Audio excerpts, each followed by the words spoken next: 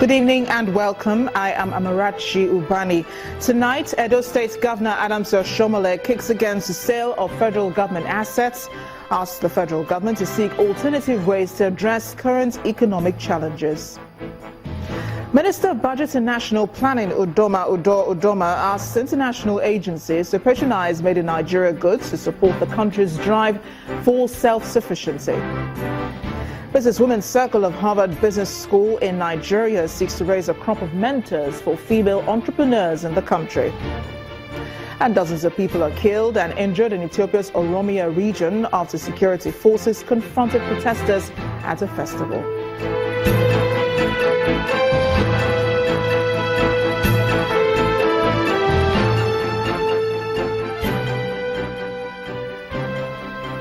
We begin tonight with a raging controversy over whether or not the federal government should sell some of the country's assets, especially in the oil and gas sector, to ease the impact of the current economic crisis. Edo State Governor Oshiomhole has added his voice to the debate. He believes the nation's assets should not be traded off in the name of raising funds for the country. Instead, Mr. Oshiomhole has called on the government to consider more viable options for bringing the country out of recession without necessarily mortgaging its future. The word itself, selling asset, is offensive. But I don't know the difference between this so-called asset selling and privatization of state asset or privatization of certain sectors where government is clearly inefficient and where it is believed that private sector involvement will be more efficient. But to talk of auctioning national asset, I don't have all the details. I'm not able to readily understand that. But my own position is that we must not panic as a nation and resort to quick fix, which over time we might regret. As we can see now, we wanted privatization of power, and the government went ahead to privatize the power in a hurried manner and end up transferring the discourse to incompetent hands, and Nigeria is worse off today in terms of power stability relative to what it was when it was under government owned. So my conclusion as a pragmatist is that don't panic, don't rush into anything, take your time to do your calculations, and use words that are not offensive, improve on your communication, remove the discourse from jargon to ordinary language, so that every Nigerian taxpayer who is a stakeholder and a shareholder of Nigeria Incorporated can understand what the issues are. But sale of asset for me is offensive. And I think that government should tread carefully. We must not panic. We didn't cause this problem. Yeah, we have been voted to fix it. But we are the task of fixing an economy in recession is not overnight. Edo State Governor Oshiomhole. Meanwhile, the Minister of Budget and National Planning, Mr. Udoma, has asked international donor agencies to patronize made in Nigeria goods to support the government's self-sufficiency drive. He said their support through procurement of items required for the execution of their mandates in Nigeria would boost the nation's focus to local production. Senator Udoma made the request at a meeting with the Executive Director of the United Nations Population Fund, Professor Babatunde Oshotimehin, and his delegation from the agency's office in New York at the weekend in Abuja. He said Nigeria had the human capacity to realize the objective, but needed support and patronage to drive the process.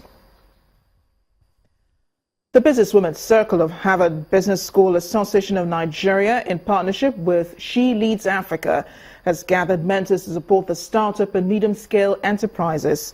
At an event in Lagos, participants emphasized the need for women to develop practical business plans and build self-confidence. This room is filled with women who encourage other females to become mentors by participating in the business support program known as Angel Investing, aimed at increasing the domestic and foreign investment in Africa's entrepreneurial ecosystem. The event is a partnership between the Businesswomen's Circle of Harvard Business School Association of Nigeria and She Leads Africa. What we're trying to do is increase the amount of investment capital that are going into entrepreneurs in Africa. in particular, we're trying to get that from angel investors, investors who are putting in seed capital into early stage businesses. The women are encouraged to believe in the potentials that they possess to achieve success. So you have to sell yourself, you have to sell your story, you have to keep telling that story, right? Because that's what investors want to hear. They want to know who you are, they want to know who they are giving this money to, they want to know that you are not going to, up to tomorrow morning, clear out the office and disappear. It tells who you are, what you do, where you do it, why it's going to be successful, why you're going to win. Not unusual for questions to be asked on the way forward. Specifically with me, I run a SaaS business, and so a lot of times I have more men mentors or men investors because they simply understand my business more than women investors. So how do we get more women to understand those type of non-traditional businesses? If you think that that particular woman is not entirely going to understand SaaS, don't really talk about SaaS. Talk about every other aspect of the business that she's going to be interested in. For Semina Rover, what the participants will most likely leave here with is that once you believe in your ability, there's almost nothing that cannot be achieved. Domestic and external debts remain a burden for Nigeria as the country strives to overcome the current financial challenges. This has become more pertinent following recent announcements by the Minister of Finance that the government intends to seek more loans to fund part of this year's budget. In our next report, our correspondent Olumide Macaulay takes a look at the country's debt profile and its impact on the economy. According to the Debt Management Office, the DMO, which is a government agency established to coordinate the management of Nigeria's debt centrally, Nigeria's total debt profile as at June 30th, 2016 stands at about $61 billion, with 84% owed locally, while 16% is in foreign loans. The factors that contributed to Nigeria's external debt profile include inefficient trade and exchange rate policies, poor debt management practices, accumulation of arrears and penalties, and adverse exchange rate movement. The impact of debt relief gotten from the Paris Club to the tune of $18 billion in 2005 under the President Olusegun Obasanjo administration may have been wiped out with the current debt burden. The domestic debt increase to 2.2 trillion naira in the last 1 year has also drawn sharp criticism. But the negative economic growth of the last 2 quarters, which proved a recession, certainly did not help matters. President Muhammadu Buhari's announcement of the raising of a $1 billion Euro bond, borrowing from the World Bank, the African Development Bank, the Chinese Exim Bank, and other finance partners because of dwindling oil revenues is meant to bridge the liquidity gap. But where does the vicious cycle stop? The president points to the current administration's economic reform, which will set the country on the path to economic recovery and, if successful, alleviate her debt burden. Olumide Macaulay, Channels Television News. Channels Television's in-house data analyst Babajide Ogusowo joins us now for more on this. Babajide, it's great to have you on the news at 10. Thank you. How is our debt profile affecting our economy? We can describe it with one word, and I'll use the word shocking. But I'll do something more that would even perhaps shock you a bit more. And if I were to... Oh my gosh. Propose to you now, you don't need to give me an answer. Okay. You don't need to give me an answer right now. But great. I'll tell you what it means. I'll assume you will say yes to my proposal. I'll assume. But if you do say yes, it means 3 things. It means I owe you loyalty first. The second thing it means is I owe you some level of protection. The third thing is, even though I wouldn't want to accept it, I owe you the use of my debit card at least once in a while. Yeah. But I owe you these 3 things because I've made a promise. So here's what it all means. It means we can't talk about Nigeria's debt in isolation. We need to talk about Nigeria's debts and talk about the promises we've made in history. So that takes us back to 5.5 decades ago when that promise in 1961 for low debt profile, then our total external debt was only 50 million naira. Today, our total external debt, based on the last report from the Bureau of Statistics, is $7.6 billion, the equivalent of 2.7 trillion naira. What it was in 2005 when we had then asked for the Paris Club debt. Yeah. Now, a year after the debt had been structured, 2006, our total external debt was only 451 billion naira, a remarkable drop from the 2.7 trillion naira the year before. In simple terms, in 2006, what it meant was our total external debt compared to the total federally collected revenue was only 8%.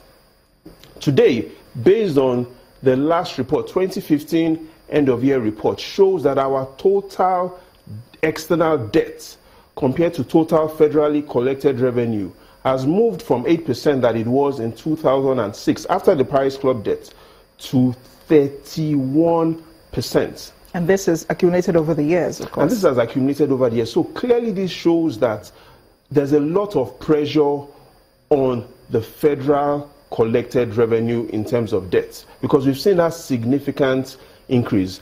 Though, in terms of is our debt sustainable? Oh yes, if we especially look at it based on GDP ratios. But GDP doesn't pay the debt.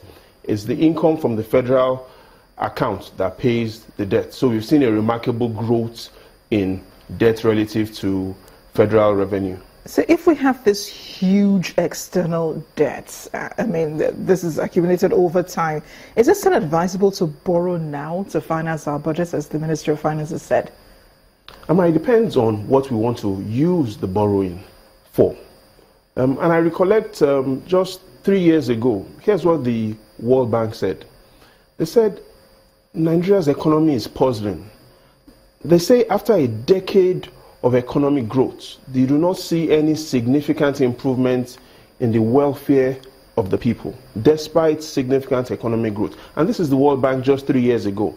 So if the debt will be used for the welfare of the people, then we'll check it, yes. But if the debt will be accumulated for some other frivolous reasons, then it doesn't seem likely for us to go for it. So here's what it means. It means we need to see a clear plan of what those funds will be utilized for and how it will impact on the indices of welfare on the people.